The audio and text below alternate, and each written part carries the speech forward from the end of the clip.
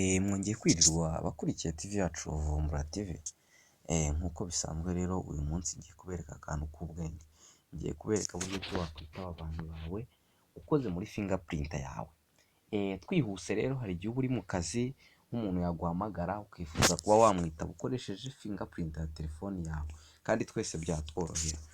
Ababikunda rero mureke twihuse, uza muri setting ya telefone yawe, wageramo harimo ibintu byinshi, gusa wowe uza hano hantu handitse security and location, dore ngaha.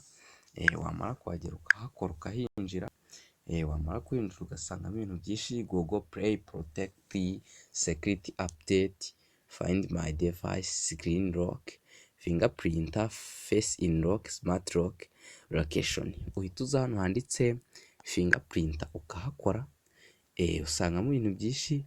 Fingerprint Management, dore ngaha kuri Fingerprint Management, iyo uhakoze winjira mu byo guhindura password yawe, noneho ukazana hano handitse Take Photo, Accept Call.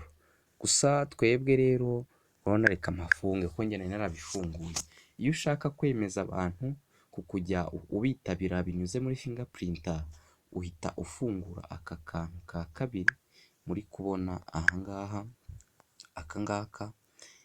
Wamara kugafungura, ubwo wemeje ko abantu bazajya bitabira muri Fingerprint, ngo press fingerprint sensor on the incoming call, ngo n'ibindi byinshi cyane.